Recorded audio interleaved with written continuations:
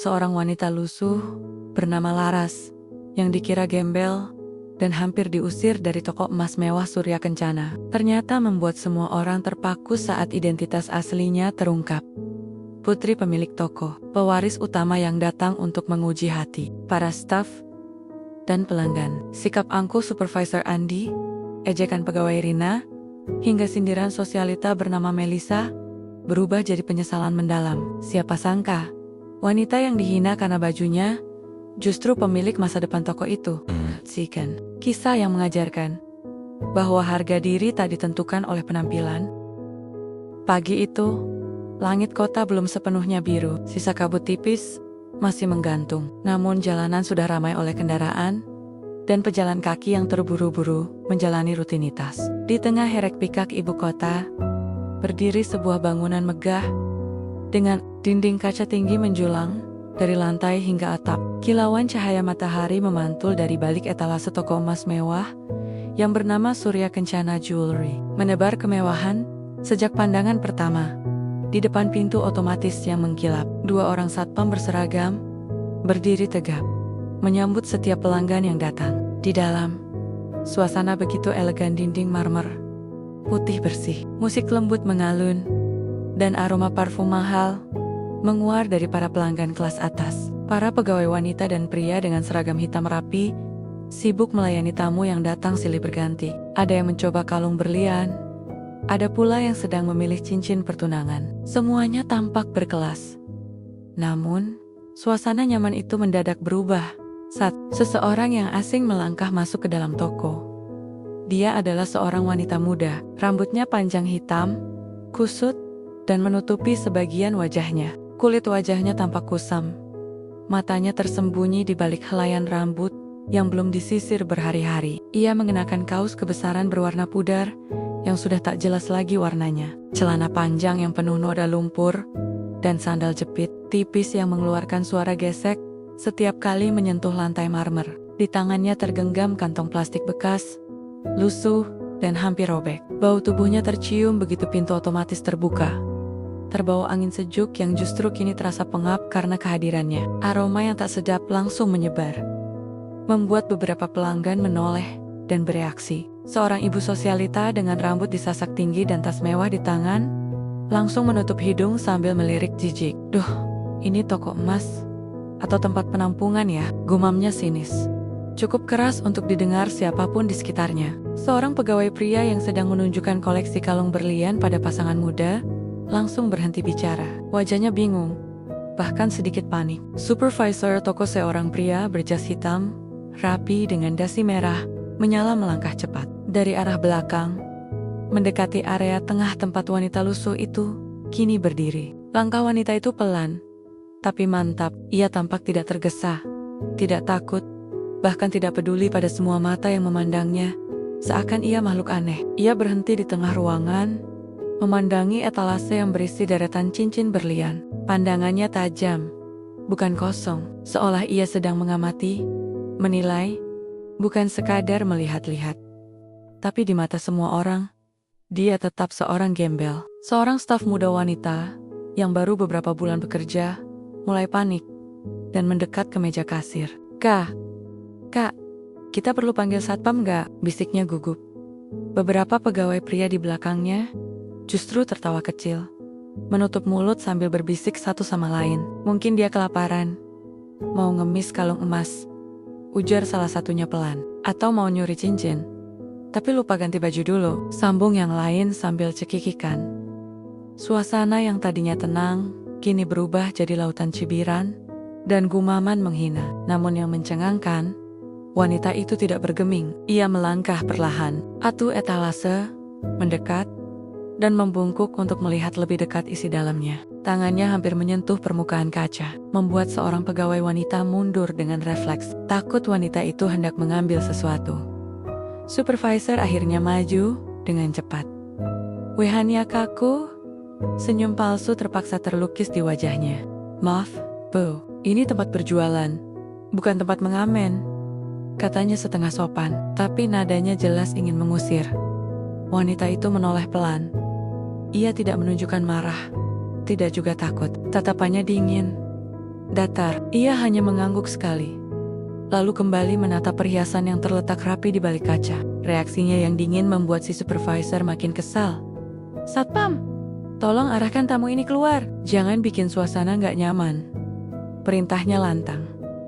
Salah satu satpam mulai melangkah mendekat. Suasana toko berubah menjadi seperti panggung tontonan. Beberapa pelanggan mulai merekam dengan ponsel mereka. Di zaman media sosial, hal seperti ini bisa dengan cepat menjadi viral dan tentu saja mereka berharap bisa jadi saksi drama nyata di toko emas mahal. Satpam itu, seorang pria bertubuh besar dengan sepatu mengkilap, kini berdiri di samping wanita muda itu. Maaf mbak, kalau tidak ada keperluan jelas, saya minta tolong keluar ya, ini tempat umum, katanya datar. Namun alih-alih merasa terancam atau takut, wanita itu justru menoleh dan berbicara untuk pertama kalinya. Kalau aku memang orang asing, mengapa kalian tak bertanya siapa aku dulu? Suara itu pelan tapi jelas, tenang, tanpa emosi. Sontak semua orang di ruangan itu terdiam. Satpam itu bahkan sempat menahan napas. Kalimat sederhana, tapi terasa menampar wajah setiap orang yang tadi menilai wanita itu hanya dari pakaian dan bau tubuh. Supervisor mencoba membalas, tapi suaranya goyah. Kita nggak punya waktu untuk orang-orang nyasar seperti kamu. Keluar. Sebelum terjadi sesuatu yang tidak diinginkan. Wanita itu menghela napas panjang. Ia menatap sekeliling satu persatu orang yang memandangnya dengan jijik, takut, dan sombong. Dan untuk pertama kalinya, aura diam-diam berbahaya terpancar dari wajahnya yang setengah tersembunyi di balik rambut kusut. Hari itu, semua orang belum tahu mereka tidak sedang menghadapi gembel biasa. Semua mata tertuju pada wanita itu. Sosok yang beberapa menit lalu dianggap sekadar gembel pengganggu, kini membuat suasana toko emas Surya Kencana berubah menjadi tegang. Kalimat yang ia ucapkan begitu tenang, namun dampaknya terasa menghantam semua orang di ruangan itu. Kalau aku memang orang asing, mengapa kalian tak bertanya siapa aku dulu? Suasana hening beberapa detik, namun supervisor yang sejak tadi tampak berusaha mengendalikan keadaan menepis kalimat itu dengan gelengan kepala dan tawa sinis yang dipaksakan. Ia melirik ke arah satpam, memberi sinyal agar tetap melanjutkan tugasnya. Sudahlah, ini hanya orang aneh yang ingin buat drama. Satpam, antar dia keluar. Sekarang, katanya dingin. Tak lagi menyembunyikan nada jijik dalam suaranya. Satpam itu mengangguk, namun ragu-ragu. Ia bahkan tak tahu harus menyentuh bagian mana dari wanita itu tanpa menyinggung perasaan meski sebelumnya. Dia pun ikut menilai wanita itu hanya dari tampilan luarnya. Tapi perintah tetaplah perintah. Sebelum langkahnya benar-benar mendekat, wanita lusuh itu berkata lagi. Kali ini lebih lantang, lebih mantap. Kalian yakin dunia hanya milik orang-orang berpakaian bersih dan beraroma wangi? Beberapa staff, wanita yang berdandan menor, tertawa sinis mendengar ucapan itu. Salah satunya berbisik pada rekannya. Cukup nyaring untuk didengar siapapun di sekitarnya. Duh, gembel sok bijak, ngaca dulu deh. Yang lain menimpali. Dia pikir ini sinetron kali. Namun wanita itu tidak menggubris. Ia tetap berjalan, perlahan tapi pasti, menuju sisi kanan ruangan tempat paling eksklusif di toko itu. Etalase berlian premium biasanya hanya dibuka untuk pelanggan terpilih yang mampu membayar ratusan juta hingga miliaran rupiah. Seketika, semua orang mematung. Pegawai yang berjaga di depan etalase itu melangkah mundur. Panik. Satpam yang tadi hendak mendekat ikut berhenti. Supervisor memutar arah dengan langkah cepat dan membentak keras. Hei, jangan sentuh apapun. Kamu kira ini pasar loak? Hah? Wanita itu menghentikan langkahnya. Perlahan membalikkan badan. Tatapannya tenang, tapi menusuk. Ia menilai supervisor itu dari ujung kepala hingga kaki, lalu tersenyum tipis. Bapak marah karena saya kotor, atau karena takut saya bisa membeli sesuatu yang Bapak anggap mustahil untuk saya beli? Wajah supervisor memerah seketika. Rahangnya mengeras. Ia kendali, tapi berusaha tetap tenang di depan pelanggan. Ia melirik ke sekeliling, berharap ada yang tertawa atau mendukungnya. Tapi sebagian pelanggan kini malah menunduk atau pura-pura sibuk dengan ponsel mereka. Oke, cukup. Ini sudah keterlaluan, katanya keras. Ia melambaikan tangan dengan emosi ke arah satpam. Antar dia keluar sekarang. Kalau perlu, panggil polisi. Suara langkah kaki satpam kembali terdengar. Kali ini lebih berat. Namun sebelum ia benar-benar bergerak, terdengar suara komentar dari salah satu pelanggan pria berbaju jas rapi di dekat kasir. Bu, kali ini saya lihat gembel gaya selebriti. Beberapa orang tertawa kecil, tapi tidak lepas. Tawa mereka canggung, menahan sesuatu yang tak jelas. Wanita itu kini berdiri di tengah ruangan, dikelilingi kilauan emas dan berlian. Namun keberadaannya membuat semua terasa seperti sedang berada dalam ruang penghakiman. Ia menatap satu persatu wajah yang sejak tadi menatapnya dengan jijik. Satpam, staf, pelanggan, semuanya terkena sorot mata itu. Kalian begitu cepat menilai orang. Ucapnya datar, namun menggetarkan. Tapi kalian lupa, tempat seperti ini bisa dibeli oleh siapapun, termasuk oleh orang yang kalian hina hari ini. Ucapannya menggantung di udara. Tidak ada yang menyahut, bahkan supervisor yang biasanya lantang pun terlihat kaku. Beberapa pegawai mulai merasa tidak nyaman, menunduk, bahkan menggigit bibir mereka sendiri. Tiba-tiba, suasana hening itu pecah oleh bunyi pintu otomatis terbuka. Semua kepala menoleh. Seorang pria tua dengan jas abu-abu mahal dan tongkat kayu masuk terburu-buru. Langkahnya cepat meski tertatih. Matanya menatap lurus ke arah wanita itu. Wajahnya tegang, napasnya terdengar berat. Beberapa pegawai langsung memberi salam. Selamat pagi, Pak Herman. Ya, dia adalah pemilik toko emas Surya Kencana. Pendiri sekaligus sosok yang disegani oleh semua staf. Tapi yang membuat semua orang membeku bukan sekadar kehadirannya, melainkan tatapannya yang langsung tertuju pada wanita lusuh di tengah ruangan. Matanya berkaca-kaca, suaranya bergetar saat satu kata keluar dari mulutnya. LARAS. Suasana toko seketika membeku. Supervisor yang sejak tadi keras kepala, kini diam 1000 bahasa. Wajahnya memucat. Satpam berhenti sepenuhnya, bahkan menarik langkah mundur. Beberapa staf saling melirik bingung, syok. Nama itu bukan nama asing bagi mereka, tapi tak satu pun dari mereka pernah melihat wajah Laras secara langsung selama ini.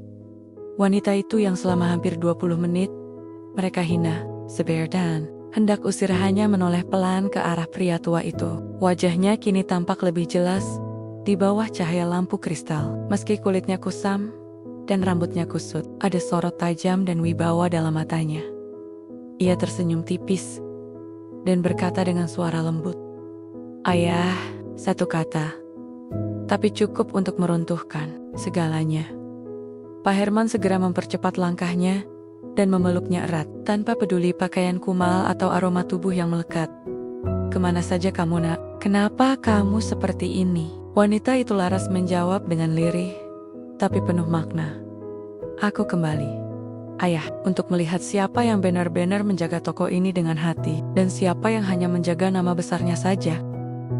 Senyap menyelimuti toko emas Surya Kencana. Semua aktivitas terhenti. Tak ada lagi pegawai yang tersenyum sok ramah. Tak ada pelanggan yang sibuk memilih perhiasan. Semua orang hanya mematung di tempat, menatap adegan mengejutkan di tengah ruangan. Itu seorang wanita lusuh sedang dipeluk erat oleh pemilik toko emas paling bergengsi di kota ini. Laras, nama yang baru saja terdengar, seperti palu goda memecah keangkuhan mereka. Nama yang selama ini hanya disebut-sebut sebagai pewaris toko, tapi tak pernah benar-benar hadir di toko itu secara langsung. Sosok misterius yang katanya sedang belajar di luar negeri, katanya terlalu sibuk untuk mengurus toko, dan katanya terlalu sempurna untuk muncul secara tiba-tiba dalam keadaan seperti ini. Tapi kenyataannya justru sebaliknya. Hari ini dia hadir bukan sebagai putri kaya bersepatu hak tinggi, bukan dengan jas elegan atau parfum mahal. Ia datang dengan pakaian kumal, rambut acak-acakan, dan tubuh berdebu, menguji nilai-nilai kemanusiaan yang katanya selalu dijunjung tinggi di toko ini. Laras melepaskan pelukan ayahnya perlahan, lalu melangkah maju. Dia berdiri di tengah ruangan, di titik paling terang yang disinari lampu gantung kristal. Semua orang bisa melihatnya dengan jelas, bukan hanya penampilannya, tapi juga sorot matanya yang kini memancarkan kekuatan yang tak bisa diabaikan. Supervisor yang sejak tadi paling vokal, kini menunduk, tangannya gemetar. Di sisi tubuh, ia mencoba mengumpulkan keberanian, tapi lidahnya terasa kaku. Laras memandangnya lama sebelum akhirnya berkata, "Kalian tadi tak tahu siapa aku. Dan aku tak butuh dikenali. Yang aku butuh adalah rasa hormat, bukan untukku saja, tapi untuk siapapun yang masuk ke tempat ini."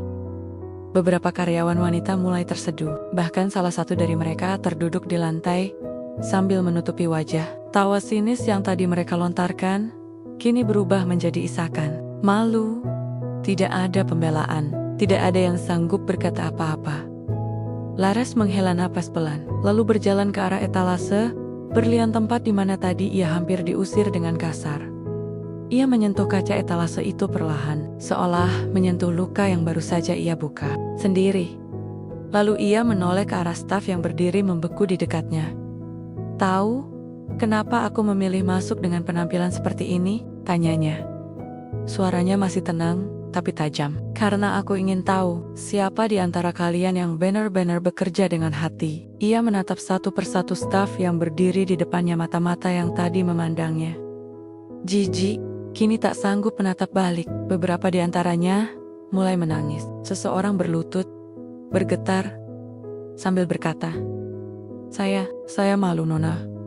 Saya bukan hanya bersalah pada Anda, tapi juga pada diri saya sendiri." Laras tak menjawab, ia hanya menatap dalam, diam, membiarkan. Rasa malu itu meresap dan mengajar. Ia tidak ingin permintaan maaf yang dangkal, ia ingin mereka benar-benar belajar. Pak Herman melangkah ke samping Laras. Sosok tua itu tampak menahan emosi, matanya berkaca-kaca. "Aku mendidik putriku untuk tidak menilai orang dari pakaian mereka," katanya dengan suara serak. "Tapi rupanya karyawan-karyawan yang kubayar mahal lupa pada nilai-nilai dasar itu." Suara Pak Herman seperti cambuk yang menampar wajah para stafnya. Mereka tersadar bahwa kesalahan mereka bukan hanya mempermalukan seseorang, tapi mempermalukan hati nurani mereka sendiri. Laras melangkah perlahan ke kursi pelanggan yang kosong, lalu duduk dengan tenang. "Kalian semua akan tetap bekerja di sini," ucapnya, membuat semua orang menoleh heran. "Tapi mulai hari ini, kalian semua akan mengikuti pelatihan pelayanan manusiawi. Kalian akan diajarkan ulang bagaimana menghormati orang, siapapun." Staf terisak lebih keras. Mereka tidak dipecat, tidak juga dihina balik, tapi mereka dihukum dengan cara yang jauh lebih dalam, rasa malu dan tanggung jawab. Supervisor akhirnya mengangkat wajahnya. Suaranya serak, pelan, hampir tak terdengar. "Nona Laras, saya benar-benar tidak tahu. Saya minta maaf. Kami semua minta maaf." Laras menatapnya. Tatapan yang tidak penuh amarah, tapi kecewa. Tatapan yang tidak membentak, tapi menyayat. "Maaf," ulangnya datar. "Kalian minta maaf karena tahu siapa aku, atau karena kalian sadar bahwa selama ini kalian memperlakukan orang dengan cara yang salah?"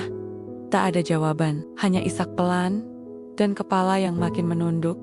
Dalam keheningan yang panjang itu, suara Laras kembali terdengar pelan, namun tajam. "Bayangkan kalau aku benar-benar gembel, datang ke sini bukan untuk menguji, tapi mencari pertolongan.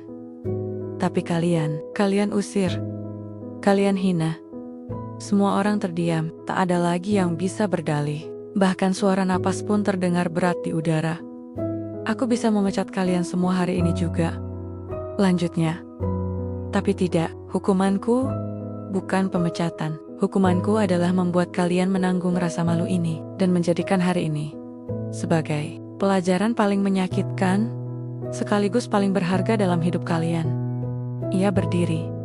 Suaranya kini lebih tegas. "Kalian boleh minta maaf sebanyak yang kalian mau, tapi permintaan maaf sejati hanya bisa dilihat lewat perubahan sikap dan tindakan." Pak Herman menatap putrinya dengan penuh rasa bangga. Ia tahu, toko ini kini ada di tangan yang tepat, bukan karena Laras kaya, tapi karena Laras punya hati. Hari itu, toko emas Surya Kencana bukan hanya menjadi tempat menjual perhiasan, tapi berubah menjadi tempat yang mencetak pelajaran hidup. Dan wanita lusuh yang tadi pagi dihina dan diusir, kini berdiri sebagai pemilik martabat dan kemanusiaan yang tak bisa dibeli oleh berlian sekalipun. Langit di luar toko emas Surya Kencana mulai mendung, seakan ikut merasakan beratnya suasana di dalam ruangan megah itu. Setelah pengakuan mengejutkan dari Pak Herman bahwa wanita lusuh yang mereka usir ternyata adalah putrinya sendiri, Laras, pewaris tunggal toko itu, tak ada satupun staf yang berani mengangkat wajah. Tapi Laras belum selesai. Belum. Ia berjalan pelan, menyusuri deretan etalase. Langkahnya mantap. Matanya menatap setiap sudut toko yang dulu hanya ia lihat dari balik laporan keuangan. Kini ia menilai sendiri dengan mata dan hatinya, bukan soal omset atau pencurian stok, tapi siapa manusia sesungguhnya di balik senyum para staf. Di ujung ruangan, Laras berhenti. Ia menatap kursi tempat duduk pelanggan yang biasa disediakan untuk pembeli kalangan atas. Di sana tadi duduk seorang sosialita yang menutup hidung sambil mencibirnya. Wanita itu kini tak terlihat. Entah sudah pergi atau merasa malu untuk tetap berada di sana. Laras menghadap staf-stafnya lagi, kini dengan suara yang lebih berat. Aku menyamar bukan untuk mempermalukan kalian, tapi untuk memperlihatkan apa yang tersembunyi di balik senyum pelayanan kalian. Sayangnya, yang aku temukan adalah arogansi dan kehinaan. Supervisor toko, Pak Andi, yang biasanya tegas dan percaya diri, kini terlihat seperti anak sekolah yang dimarahi kepala sekolah. Wajahnya pucat, keringat dingin mengalir di pelipisnya. Ia tahu apa yang akan datang, dan ia tidak siap. Laras melanjutkan, kini menatap lurus ke arah Pak Andi. Kau, Pak Andi, dengan suara keras, kau memerintah satpam untuk menyeretku keluar. Kau tak tahu siapa aku. Itu benar, tapi kau tak butuh tahu siapa seseorang untuk memperlakukannya dengan manusiawi. Pak Andi membuka mulut, ingin berbicara, tapi suaranya tercekat. Ia hanya bisa menunduk dalam-dalam. Laras lalu menatap Salah, satu staf wanita yang sebelumnya mencibir sambil tertawa, menyebutnya gembel sok bijak. Wanita muda itu kini menggenggam tisu. Air matanya mengalir deras. Kamu menertawakanku, kamu mencibir penampilanku. Apa menurutmu, harga kalung yang kamu jual lebih tinggi dari harga diri manusia? Wanita itu terisak lebih keras. Ia tak sanggup menjawab. Dan Laras tak butuh jawaban. Ia hanya ingin kesadaran itu tumbuh sendiri dari hati yang terluka oleh kesalahan yang mereka buat sendiri. Salah satu staf pria yang sebelumnya ikut tertawa kini maju. Ia menggenggam tangannya di depan dada. Nona Laras, saya mohon maaf. Saya merasa bersalah sekali. Tolong beri saya kesempatan. Laras mengangguk pelan. Aku akan beri kesempatan, tapi bukan dengan memaafkan hari ini juga. Aku ingin melihat kalian berubah, bukan sekadar menangis. Pak Herman berdiri di belakang putrinya. Ia terlihat lebih tenang sekarang, tapi ada kekecewaan dalam wajah tuanya. Kekecewaan yang lebih dalam dari sekadar marah karena nilai yang ia tanamkan ternyata hilang begitu saja. Kalian tahu kenapa saya percaya toko ini pada anak saya, Laras? Kata Pak Herman, karena saya tahu dia akan membawa kembali hati ke dalam bisnis ini. Sesuatu yang rupanya telah lama hilang dari ruangan ini. Laras lalu berkata, kali ini suaranya tajam, penuh keputusan. Hari ini, toko akan ditutup lebih awal. Bukan karena kerugian, tapi karena toko ini sedang sakit. Dan kalian semua, kita semua perlu duduk bersama dan belajar menjadi manusia kembali. Beberapa staf tampak kaget, tapi tak ada yang berani membantah. Ini bukan waktu untuk protes. Ini waktu untuk diam dan mendengar. Satpam yang tadi hampir menyeret Laras keluar, bahkan menurunkan topinya dan berdiri kaku di pojok ruangan. Tak berani menatap siapapun.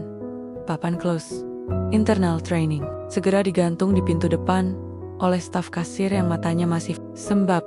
Untuk pertama kalinya dalam belasan tahun, toko itu berdiri. Surya Kencana tutup sebelum waktu operasional berakhir.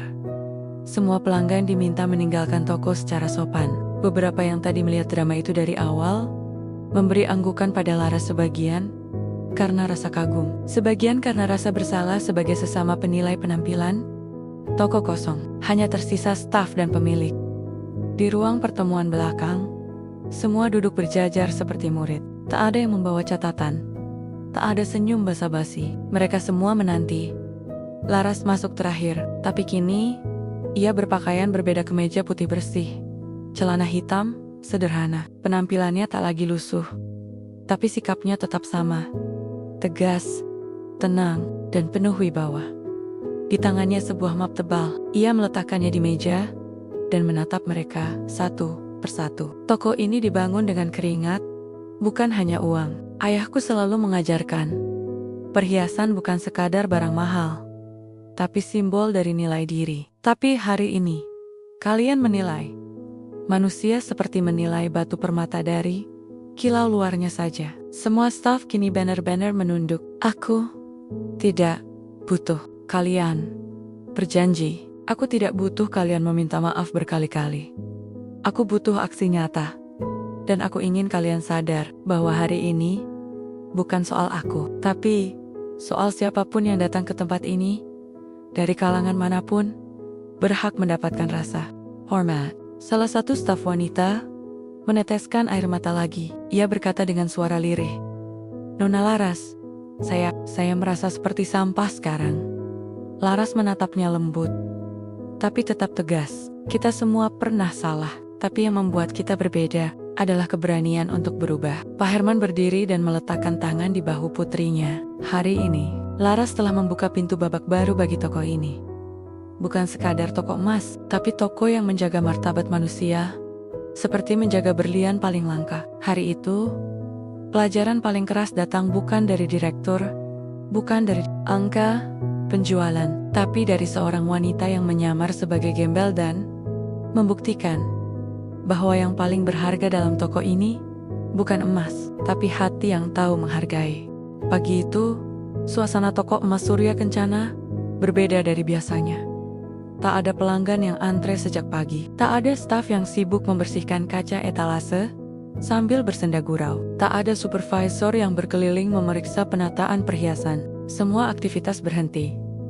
Di pintu masuk, papan bertuliskan, "Tutup sementara.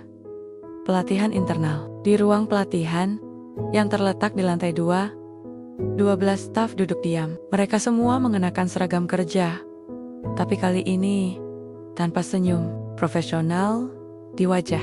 Yang tersisa hanyalah rasa canggung, gugup, dan penyesalan. Laras masuk tepat pukul 08.00. Ia mengenakan pakaian sederhana, blus putih, dan celana kain abu-abu. Rambutnya diikat rapi. Di tangannya, ia membawa setumpuk buku kecil dan selembar kertas berisi daftar nama. Tanpa basa-basi, ia berdiri di depan mereka dan berkata, "Selamat pagi. Mulai hari ini, kalian akan belajar kembali bukan soal menjual emas, tapi soal menjadi manusia." Tidak ada yang menanggapi. Beberapa hanya mengangguk pelan. Yang lainnya menunduk, menahan perasaan yang belum selesai dicerna sejak kejadian 2 hari lalu. Laras mulai membagikan buku kecil kepada masing-masing staf. Di sampulnya tertulis, modul pelatihan, pelayanan, dengan hati. Setiap buku berisi materi yang Laras susun sendiri. Di dalamnya bukan hanya teori soal etika layanan, tapi juga kisah nyata dari berbagai toko kecil yang justru lebih manusiawi daripada toko elit seperti Surya Kencana. Ada satu halaman yang digaris tebal. Senyum yang tulus lebih mahal daripada berlian. Jangan menjual barang mewah dengan hati yang murahan. Setelah semua menerima buku, Laras berdiri di tengah ruangan dan berkata, "Kita akan mulai dengan sebuah cerita." Ia mengeluarkan sebuah foto dari mapnya dan menunjukkannya ke semua orang. Itu adalah foto seorang ibu tua berjualan sayur di pinggir jalan dengan tumpukan kangkung dan tomat di hadapannya. "Ibu ini masuk ke toko kita 6 bulan lalu. Dia ingin melihat-lihat saja," katanya, "untuk cucunya yang baru lulus kuliah." Tapi waktu itu, tak ada yang menyambutnya. Ia keluar hanya dalam 3 menit. Beberapa staf saling pandang, merasa bersalah. Laras melanjutkan, "Kemarin, saya temui ibu ini. Saya tanya, kenapa ia pergi cepat-cepat?" Jawabnya sederhana, "Saya malu, Nak. Rasanya semua orang di toko itu menganggap saya pengemis." Salah satu staf wanita mulai menangis pelan. Ia menutupi wajahnya dengan tangan. merasa kata-kata itu seperti pisau yang menusuk. Laras menatap semua orang satu persatu. Kita akan bahas banyak hal hari ini. Tapi satu yang ingin kalian tanamkan duluan adalah ini. Hormat tak memandang sepatu, tak memandang tas, hormat diberikan karena dia manusia. Setelah sesi pembuka yang emosional, Laras memulai sesi pertama, simulasi layanan. Ia meminta para staf bermain peran, satu sebagai pelanggan, satu sebagai staf. Tapi peran pelanggan diacak. Ada yang datang dengan pakaian kumal, ada yang datang sebagai orang tua tuli, ada juga yang datang hanya untuk bertanya, tanpa niat membeli. Supervisor Pak Andi dipilih pertama untuk menjadi staf. Ia harus melayani seorang pelanggan wanita tua yang menanyakan kalung, tapi tidak punya uang. Laras memperhatikan interaksi mereka, lalu menghentikannya setengah jalan. Pak Andi, apakah Anda yakin sudah memberikan layanan dengan empati? Hak, Andi menelan ludah. Ia mencoba menjawab. Saya menjawab dengan sopan, Nona. Sopan saja tidak cukup, balas Laras. Apakah Anda membuat ibu itu merasa dihargai? Atau hanya sekadar ditoleransi? Pertanyaan itu membuat Pak Andi terdiam. Sorot matanya perlahan berubah. Ada kesadaran yang muncul, meski ia belum sanggup mengucapkannya. Di sesi berikutnya, para staf diminta menuliskan satu pengalaman paling memalukan dalam karier mereka. Sebagian besar menulis tentang hari saat Laras datang menyamar. Tapi satu tulisan yang membuat Laras menahan napas adalah dari seorang staf bernama Rina. Rina menulis, "Saya pernah menertawakan bapek-bepak bersandal jepit yang masuk hanya untuk bertanya harga cincin. 3 hari kemudian, saya melihat dia datang lagi bersama istrinya. Kali ini pakaiannya rapi. Ia beli cincin yang saya remehkan. Tapi dia tak pilih saya sebagai pelayannya. Dia pilih staf lain. Dan saya tahu, saya kehilangan bukan hanya pelanggan, tapi harga diri." Laras tak berkomentar, hanya mengangguk pelan. Ia tahu, kesadaran sejati memang tak selalu perlu dibalas dengan kata-kata. Menjelang siang, Laras membagikan makan siang untuk semua orang. Tapi bukan dari catering mahal, melainkan nasi bungkus sederhana dari warung kaki lima.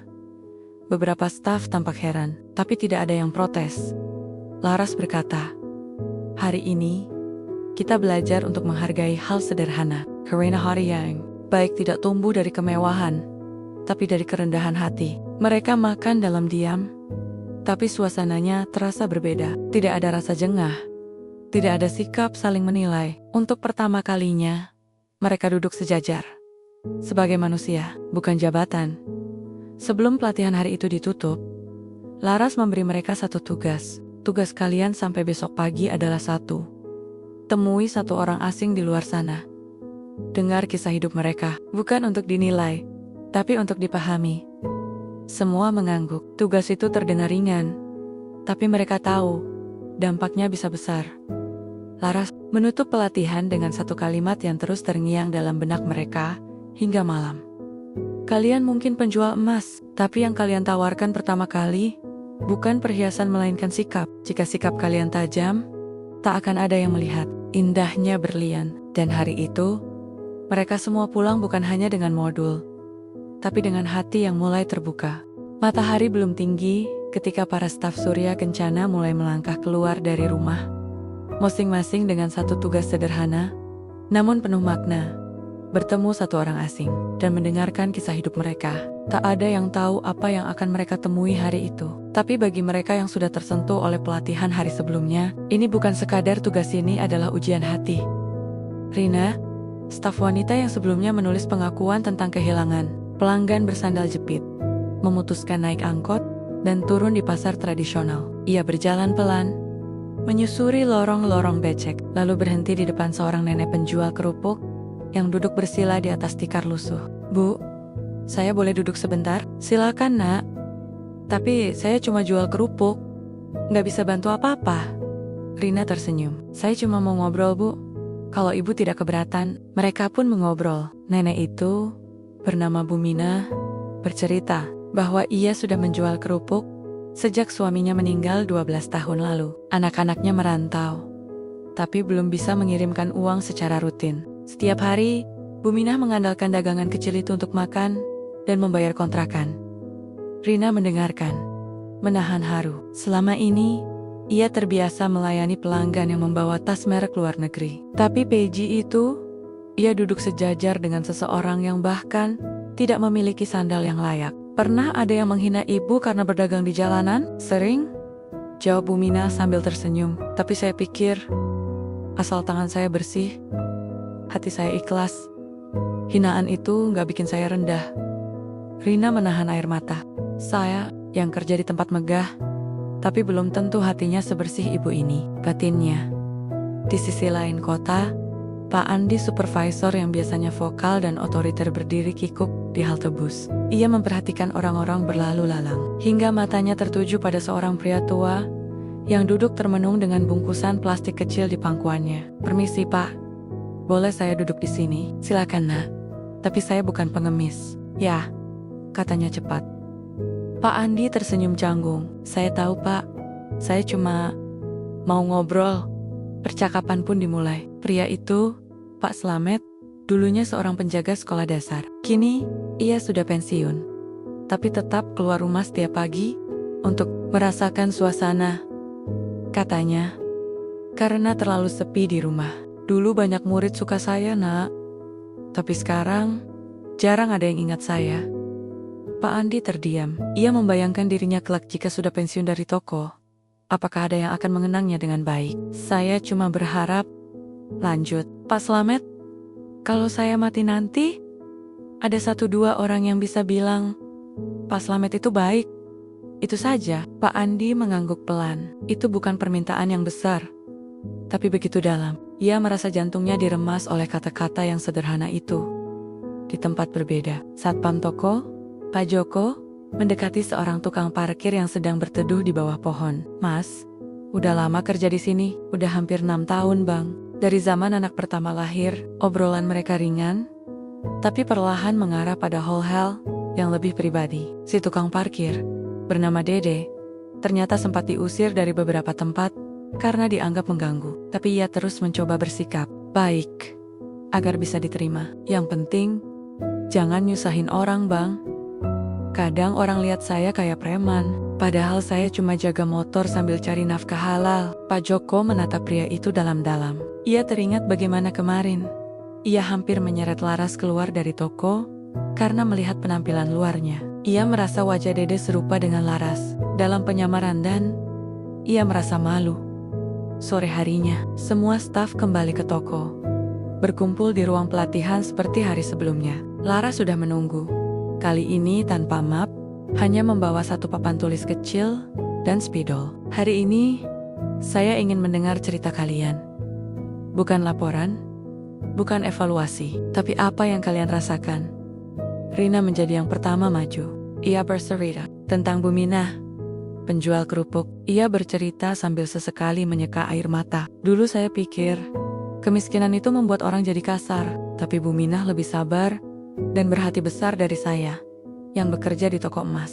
Semua hening. Lalu satu persatu staf lain bercerita tentang tukang parkir, pengemudi ojek, pemulung, bahkan seorang anak jalanan yang punya mimpi ingin jadi guru. Masing-masing cerita menampar sisi batin mereka yang selama ini tertutup oleh rutinitas dan gengsi. Pak Andi berdiri terakhir. Ia terlihat berat melangkah, tapi akhirnya berkata, "Saya minta maaf, bukan karena kemarin, tapi karena saya sudah bertahan-tahan kerja di toko ini, dan baru sekarang saya sadar, saya lebih sibuk melihat sepatu orang daripada melihat mata mereka." Laras menatap mereka semua. Ia melihat wajah-wajah yang sama, tapi dengan mata yang berbeda. Mata yang kini lebih terbuka, lebih lembut, dan lebih penuh rasa hormat. "Hari ini," ujar Laras, "kalian bukan cuma staf toko emas, kalian sudah menjadi penjaga martabat." Ia menulis satu kalimat di papan tulis. "Pelayanan terbaik dimulai dari hati yang mendengar." Dan untuk pertama kalinya, semua staf berdiri dan bertepuk tangan. Bukan untuk Laras, bukan untuk tugas itu, tapi untuk pelajaran hidup yang baru mereka mulai pahami. Hari itu, mereka tak hanya lulus dari pelatihan, mereka naik kelas sebagai manusia. Papan tutup sementara, pelatihan internal, akhirnya dicopot pagi itu. Setelah 3 hari menutup layanan, toko emas Surya Kencana bersiap menyambut pelanggan kembali. Namun ada satu hal yang berbeda lebih dari sekadar etalase yang lebih bersih atau pencahayaan yang ditata ulang. Aura toko itu berubah. Para staf berdiri di tempat masing-masing, mengenakan senyum yang bukan dibuat-buat, melainkan lahir dari kesadaran. Pak Herman, sang pemilik, berdiri di samping putrinya, Laras, di depan pintu masuk. Hari ini, kita bukan sekadar membuka toko, katanya tenang, tapi membuka hati kita. Laras mengangguk. Ia menepuk bahu salah satu staf muda yang dulu paling sinis terhadap dirinya saat menyamar. Hari ini, kamu akan diuji, tapi oleh aku, oleh mereka yang datang. Tepat pukul 9, pintu kaca otomatis terbuka. Pelanggan pertama masuk. Seorang wanita setengah baya, mengenakan daster panjang dan sandal jepit. Tangannya menenteng tas belanjaan plastik, semua mata tertuju padanya. Ujian dimulai. Dulu, mungkin ia akan dianggap nyasar, tapi kini, seorang staf wanita muda langsung menyambutnya dengan senyum hangat. Selamat pagi, Ibu. Ada yang bisa saya bantu? Saya cuma mau lihat-lihat cincin, Mbak. Anak saya baru lulus kuliah. Staf itu mengangguk penuh semangat. Tentu, Ibu. Mari. Saya antar ke etalase bagian cincin. Laras memperhatikan dari jauh. Dadanya sedikit lega. Bukan karena stafnya bersikap ramah, tapi karena senyum mereka tidak dibuat-buat. Beberapa jam berlalu. Toko kembali dipenuhi lalu lalang pengunjung. Bedanya, kali ini tak ada cibiran. Tak ada lirikan tajam ke pakaian orang. Pelanggan ojek online yang datang hanya untuk menanyakan harga, juga disambut dengan ramah. Bahkan seorang bapak tua yang hanya ingin tahu jenis logam mulia ditawari air minum dan kursi untuk duduk. Laras menyadari, pelatihan yang mereka jalani bukan mengubah cara kerja, tapi mengubah cara pandang. Dan itu yang paling penting. Menjelang siang, seorang pemuda masuk ke toko. Bajunya lusuh, rambut sedikit acak-acakan, dan ia tampak gugup. Beberapa staf sempat melirik, tapi segera sadar dan menenangkan sikap pemuda. Itu berjalan ke salah satu staf pria dan berkata dengan suara pelan, "Mas, saya cuma mau nanya, kalau saya mau beli cincin buat tunangan saya, tapi duitnya belum cukup, bisa cicil nggak?" Staf itu, yang dulunya dikenal paling cepat menilai dari penampilan, kini justru tersenyum lebar. "Tentu bisa, Mas. Mau saya bantu hitungkan opsi cicilannya?" Pemuda itu mengangguk pelan, sedikit tak percaya. Ia pun duduk, dan staf itu dengan sabar menjelaskan pilihan yang sesuai dengan budgetnya. Laras yang melihat dari jauh, menatap Pak Herman. "Kalau begini, terus toko ini nggak cuma jual emas, ya? Lalu jual apa?" tanya Pak Herman, penasaran. Laras tersenyum. "Harga diri." Di sore hari, ujian sesungguhnya datang. Seorang wanita tua masuk perlahan, mengenakan mukena dan sandal robek. Tangannya menggenggam tas kain yang tampak kusam. Ia berjalan sangat pelan, matanya main kari-kari etalase. Seorang staf yang dulunya paling keras kepala, Pak Kandi, sang supervisor, melihat wanita itu dari kejauhan. Untuk sesaat, naluri lamanya hampir muncul, tapi ia segera menarik napas dalam dan melangkah maju. "Selamat sore, Ibu. Bisa saya bantu?" "Nak, saya cuma mau lihat-lihat kalung. Saya nggak beli. Saya cuma ingin tahu seperti apa bentuk kalung yang layak dipakai di hari saya meninggal nanti." Pak Andi tertegun. "Kalung untuk meninggal, Bu?" Wanita itu mengangguk. "Saya nggak punya anak, dan saya udah tua, tapi saya sering lewat toko ini. Saya selalu mikir, satu kali saja, saya ingin lihat kalung emas dari dekat. Bukan buat pamer, cuma pengen tahu rasanya memegangnya." Pak Andi menahan air matanya. Ia mengangguk dan membimbing sang ibu ke etalase. "Bu, bukan hanya boleh lihat, Ibu juga boleh coba." Wanita tua itu terbelalak. "Beneran, Nak? Ibu manusia, dan setiap manusia pantas dihormati. Coba, Bu. Ini kalung yang ringan, tapi kuat." Dengan tangan gemetar, si ibu menyentuh kalung emas itu. Tangisnya pecah. "Terima kasih. Terima kasih. Saya nggak sangka bisa begini." Beberapa staf lain ikut diam, menahan haru. Di sisi lain toko, Laras berdiri mematung. Air matanya mengalir pelan. Bagi dia, Ini bukan soal kalung, tapi soal memanusiakan manusia. Saat toko hampir tutup, para staf berkumpul di ruang belakang. Tak seperti biasanya, wajah mereka penuh cahaya bukan karena hasil penjualan, tapi karena mereka tahu hari ini mereka berhasil. Laras masuk membawa papan kecil bertuliskan evaluasi hari pertama. Tapi sebelum ia sempat bicara, Rina, staf wanita yang dulu menertawakan pelanggan bersandal jepit, berdiri lebih dulu. Nona Laras, boleh saya bicara? Laras mengangguk. Hari ini, saya merasa seperti bukan pegawai toko emas, tapi pentahari.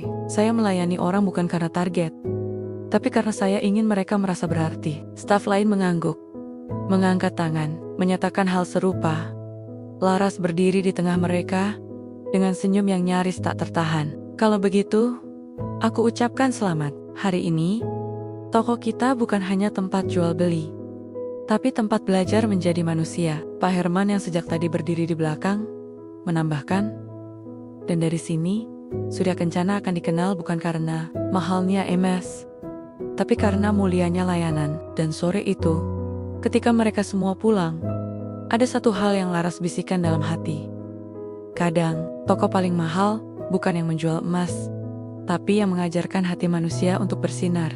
Hari itu, langit sedikit mendung saat toko emas Surya Kencana dibuka seperti biasa. Para staf sudah berdiri di pos masing-masing, menyambut pelanggan dengan wajah cerah dan hati terbuka. Namun siapa sangka, tamu yang paling mengubah suasana hari itu bukanlah konglomerat atau sosialita, melainkan seorang bocah kecil dengan baju sekolah yang kusam. Jam menunjukkan pukul 11 ketika pintu otomatis terbuka, dan masuklah seorang anak laki-laki berusia sekitar 10 tahun. Tubuhnya kurus, rambutnya agak kekoken, dan seragam SD-nya tampak lusuh dan sedikit kebesaran. Di tangannya tergenggam sebuah amplop coklat lusuh yang sudah agak sobek di sudutnya. Beberapa staf sempat saling pandang, namun tak satu pun yang berani menilai bocah itu dengan tatapan sinis seperti dulu. Mereka tahu, ini mungkin bukan sekadar anak kecil yang nyasar. Bisa jadi, ia membawa cerita yang lebih besar dari penampilannya. Laras yang berada di belakang ruangan melihat bocah itu dari jauh. Ia memberi isyarat kepada Rina untuk menyambutnya.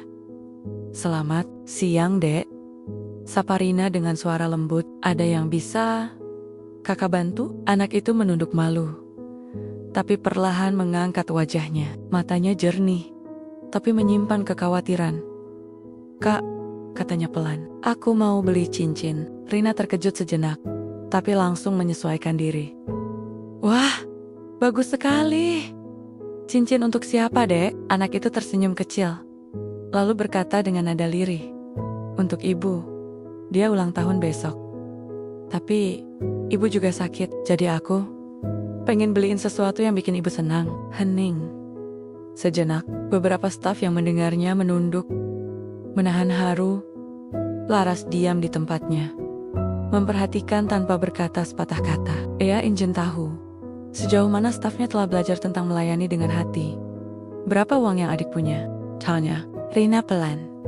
Anak itu membuka amplopnya dan mengeluarkan beberapa lembar uang lusuh 2 lembar 10.000 dan segenggam receh yang dirapikan dengan karet gelang. Ini semua yang aku punya, katanya jujur. Aku nabung dari uang jajan. Rina menelan ludah. Totalnya bahkan tak sampai 50.000. Tapi alih-alih menolak atau menjelaskan bahwa harga cincin emas paling murah pun jauh di atas itu, Rina tersenyum dan membungkuk. Adik, ikut kakak. Ya, kita cari yang paling pas. Ia menggandeng tangan bocah itu dan membawanya ke etalase kecil di pojok toko. Tempat beberapa aksesoris ringan dipajang bukan emas, tapi cincin stainless kecil yang biasanya digunakan untuk pelatihan staf. Yang ini, kata Rina sambil menunjuk sebuah cincin berbentuk hati dengan ukiran halus. Ini bukan emas, tapi kuat dan cantik. Kakak yakin ibu adik pasti suka. Anak itu menatap cincin itu dengan mata berbinar. Boleh? Aku pegang? Boleh banget, jawab Rina sambil menyodorkannya. Anak itu menyentuh cincin itu dengan hati-hati, seperti sedang menyentuh sesuatu yang sakral. Lalu ia menoleh ke Rina. Harganya? Berapa, Kak? Rina tersenyum. Kamu punya berapa? 45.000 sama receh, jawab anak itu. Pas banget, kata Rina, menahan air matanya. Kakak kasih diskon khusus, karena hari ini kamu pelanggan paling spesial. Anak itu tersenyum lebar. Ia mengangguk cepat-cepat, lalu mengambil amplopnya dan mengeluarkan semua isinya di meja kasir. Proses pembayaran itu menjadi momen paling khidmat di toko hari itu. Laras mendekat. Ia berdiri di belakang Rina dan menyentuh pundaknya dengan pelan. Kamu hebat hari ini, bisiknya. Tapi aku akan tambahkan satu hal. Laras kemudian berjongkok di hadapan anak kecil itu, menatapnya penuh kasih. Dek, katanya lembut, kakak juga mau nitip satu hadiah untuk ibu kamu ya. Ia lalu mengambil kotak kecil dari saku bajunya, berisi bros kecil berlapis emas. Ini dari kami, sebagai hadiah ulang tahun untuk ibu kamu. Anak itu terpaku. Tapi, saya nggak punya uang lagi. Hadiah tidak perlu dibayar, kata Laras sambil tersenyum. Yang penting, kamu kasihkan dengan cinta. Tangis, enak. It's a peka. Ia memeluk kotak cincin dan bros itu dengan erat, lalu menunduk berkali-kali. Terima kasih, Kak. Terima kasih. Sore harinya, semua staf kembali berkumpul seperti biasa. Namun, kali ini, suasana berbeda. Rina masih tampak berkaca-kaca, sementara beberapa staf lainnya menatap kosong. Masih teringat adegan bocah kecil dan amplopnya. Pak Herman masuk ke ruangan dengan langkah pelan, lalu berkata, anak kecil tadi bukan hanya menguji pelayanan kita, tapi mengajarkan kita arti cinta yang tidak pakai harga. Laras mengangguk. Kita menjual perhiasan, tapi jangan lupa, ada orang-orang yang datang bukan untuk gaya, tapi untuk mengikat kenangan, untuk menyampaikan cinta. Ia menatap para stafnya. Dan hari ini, kalian berhasil membuat seorang anak percaya bahwa dunia ini masih punya tempat hangat untuk orang kecil. Rina angkat tangan dan berkata pelan, saya dulu menilai orang dari sepatu dan tasnya. Hari ini saya belajar, ketulusan tak bisa dinilai dari baju. Laras menutup sesi pelatihan sore itu dengan satu kalimat yang membuat toko ini berkilau. Bukan cahaya lampu, tapi hati yang bersinar dari dalam. Dan hari itu, sebuah cincin sederhana menjadi kisah tak terlupakan. Bukan karena nilai rupiah, tapi karena nilai cinta. Pagi itu, Surya Kencana kembali ramai oleh lalu lalang pelanggan. Seperti hari-hari sebelumnya, sejak kejadian Laras menyamar sebagai gembel, para staf bekerja dengan senyum tulus dan sikap hormat kepada siapapun yang datang. Apakah ia bersandal, jepit, memakai daster, atau berdasi mahal. Namun menjelang siang, sesuatu terjadi yang membuat beberapa staf saling pandang dengan gelisah.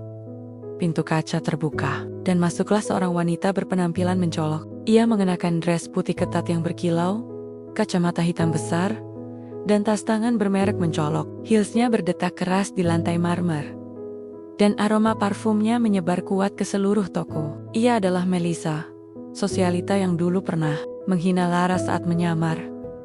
Beberapa staf menelan ludah. Di antara mereka, ada yang mengenali Melissa sebagai pelanggan lama yang terkenal, sombong, kasar, dan selalu merendahkan orang. Ia berdiri di tengah ruangan, mengedarkan pandangan seperti juri fashion show. Aduh, suasananya beda ya sekarang, gumamnya pelan, namun cukup keras untuk didengar staf. Tapi, sayangnya, masih ada yang belum bisa dandan ya, sindirnya sambil melirik Rina yang sedang melayani pelanggan lain. Namun tak ada satupun staf yang terpancing. Rina hanya tersenyum sopan dan tetap fokus melayani pelanggannya. Laras yang berdiri di pojok ruangan memperhatikan diam-diam. Ayah tahu, ini bukan sekadar pelanggan, ini ujian kesabaran dan integritas. Supervisor Andi yang dulu sempat terseret kasus Laras pun maju dan menyapa Melissa dengan hormat. Selamat datang kembali, Ibu Melissa. Ada yang bisa kami bantu hari ini? Melissa membuka kacamatanya dan tersenyum sinis. Ya, saya butuh kalung berlian yang terbaik. Jangan coba tawarkan yang murah ke saya seperti biasa. Ya, saya enggak punya waktu untuk itu. Tentu Bu, silakan ke area VIP. Saya akan bantu secara pribadi, jawab Andi. Tetap tenang. Melissa melangkah dengan gaya angkuh menuju ruang khusus VIP, diiringi Andi. Tapi sebelum masuk, Ia sempat melirik Laras yang tak ia kenali dalam penampilannya yang elegan dan formal. "Itu manajer baru kalian?" tanya Melissa sinis pada Andi. Mukanya kayak familiar, tapi untunglah nggak sekumuh yang dulu-dulu kerja di sini. Andy menandok, tidak menjawab. Laras hanya tersenyum tipis, tak berkata apa-apa. Di ruang VIP, Melissa mulai memilih-milih kalung. Tapi seperti biasa, ia tidak datang untuk membeli. Hanya pamer. Setiap kalung yang ditunjukkan, ia komentari tajam. Berlian ini kurang bersinar. Yang ini terlalu klasik. Yang itu warnanya kayak kalung murahan di pasar malam. Namun Andi tak terpancing. Ia tetap menjawab dengan tenang dan sabar. "Kami akan carikan yang paling sesuai untuk ibu." Setelah hampir 1 jam, Melissa akhirnya berdiri dan berkata, "Ya, seperti biasa. Tidak ada yang memuaskan selera saya. Tapi terima kasih, sudah melayani. Saya akan pikir-pikir dulu." Sebelum keluar dari ruangan, ia berpapasan langsung dengan Laras yang baru saja masuk untuk memeriksa kondisi etalase. Mata mereka bertemu sejenak. Melissa menatap Laras dari ujung kaki sampai kepala. Lalu tiba-tiba, ia bertanya, Kamu pernah kerja di sini kan? Dulu? Kayaknya kumal banget." Laras menatapnya tenang. Ia tersenyum dan menjawab, "Saya memang pernah masuk ke toko ini dalam keadaan kumuh, Bu. Tapi saya tidak bekerja. Saya hanya ingin tahu siapa saja yang menghormati manusia tanpa melihat bajunya." Mata Melissa membulat. "Tunggu. Kamu yang waktu itu?" "Benar," potong Laras lembut. "Saya Laras, anak dari Pak Herman. Sekarang, saya yang mengelola toko ini." Wajah Melissa mendadak pucat. Ia terdiam. Bibirnya gemetar. Kehilangan kata-kata. Para staf yang berada di sekitar hanya memperhatikan dalam diam. Tidak ada yang tertawa. Tidak ada yang menghina. Thamia hanya menunggu. Laras melangkah mendekat, berdiri di hadapan Melissa, dan berkata pelan namun tegas, "Ibu Melissa, kami selalu senang menyambut pelanggan lama. Tapi mulai hari ini, Surya Kencana bukan tempat untuk merendahkan siapapun. Bukan tempat untuk membandingkan sepatu, tas, atau parfum. Tempat ini adalah tempat menghargai." Melissa menunduk. Ia tidak mampu membalas. Bibirnya terbuka, tapi tak ada suara keluar. Beberapa staf mulai menoleh ke arah Laras, menahan haru atas sikap pemimpinnya yang elegan dan penuh wibawa. "Cik, ibu butuh bantuan? Kami tetap akan melayani," lanjut Laras. "Tapi jika ibu datang untuk menguji kesabaran orang, mungkin ada tempat lain yang lebih cocok." Melissa akhirnya berkata pelan, Saya minta maaf." Laras tersenyum. "Maaf tidak perlu untuk saya, Bu. Tapi cobalah lebih baik kepada staf kami yang dulu pernah ibu rendahkan." Ia menoleh ke Rina, Andi, dan beberapa staf lainnya yang memperhatikan dari jauh. Melissa menarik napas panjang, lalu mendekati Rina dan berkata pelan, "Maafkan saya. Ya, dulu saya tidak tahu." Rina hanya tersenyum dan mengangguk. "Cerah, apa-apa, Bu. Kita semua sedang belajar menjadi lebih baik." Melissa menatap semua orang di ruangan itu, lalu berbalik dan berjalan pelan menuju pintu keluar. Namun sebelum meninggalkan toko, ia menoleh lagi. "Saya akan kembali, mungkin dengan hati yang baru." Laras tersenyum. "Kami menunggu ibu." Itu, toko terasa lebih hangat dari biasanya. Bukan karena penjualan besar, tapi karena satu lagi manusia telah membuka matanya. Pak Herman mendekati Laras dan berkata, "Kamu membuat orang belajar tanpa membentak. Kamu membuat mereka malu tanpa mempermalukan." Laras tersenyum. "Kadang, pelajaran paling dalam datang bukan dari kemarahan, tapi dari diam yang tepat waktu." Dan di bawah cahaya lampu-lampu etalase, toko emas Surya Kencana terus berkilau bukan hanya karena emasnya, tapi karena cahaya hati mereka yang kini semakin tulus. Matahari pagi menyusup lembut lewat jendela kaca besar toko Surya Kencana. Di dalamnya, para staf sudah bersiap, tapi hari ini terasa berbeda. Tidak ada etalase yang dibuka, tidak ada lampu perhiasan yang dinyalakan, dan tidak ada pelanggan yang diizinkan masuk. Pintu toko ditutup lebih awal, dengan papan bertuliskan, "Tutup sementara, sesi refleksi dan pembaruan." Di ruang pertemuan yang biasanya digunakan untuk pelatihan, seluruh staf duduk rapi, dari staf senior seperti Pak Andi, hingga pegawai magang seperti Rina. Semua hadir dengan wajah serius. Di depan mereka berdiri Laras, mengenakan kemeja putih, bersih, dan celana panjang hitam. Tidak mencolok, tapi harismanya terpancar jelas. Di tangannya tergenggam sebuah map, berisi catatan-catatan penting. Laras memulai tanpa basa-basi. Hari ini adalah tepat 2 bulan sejak saya berdiri di toko ini. Dengan pakaian lusuh dan aroma tubuh yang membuat kalian ingin mengusir saya, semua menunduk. Meski banyak dari mereka kini sudah berubah, rasa malu itu tetap membekas. Tapi, saya tidak datang waktu itu untuk menjatuhkan kalian. Saya datang untuk mengingatkan. Laras melangkah pelan di depan mereka, menyapu wajah demi wajah dengan tatapan tajam namun hangat. Toko ini dibangun oleh ayah saya bukan hanya untuk menjual emas, tapi untuk menanam nilai. Ia selalu berkata, perhiasan paling berharga bukan yang dipajang di etalase, tapi yang tumbuh di dalam hati manusia. Pak Herman duduk di sudut ruangan, mengangguk pelan. Matanya berkaca-kaca. Saya melihat sendiri bagaimana ego, prasangka, dan kesombongan bisa merusak hal yang telah dibangun dengan susah payah, lanjut Laras. Tapi saya juga melihat bagaimana satu kesempatan bisa membuat manusia berubah. Ia membuka mapnya, lalu menunjukkan satu foto kecil, foto seorang anak kecil yang beberapa minggu lalu membeli cincin untuk ibunya yang sakit. Anak ini datang dengan amplop plastik, uang receh, dan cinta yang tulus. Ia tidak minta dihargai, tapi ia mengajarkan kita apa arti menghargai.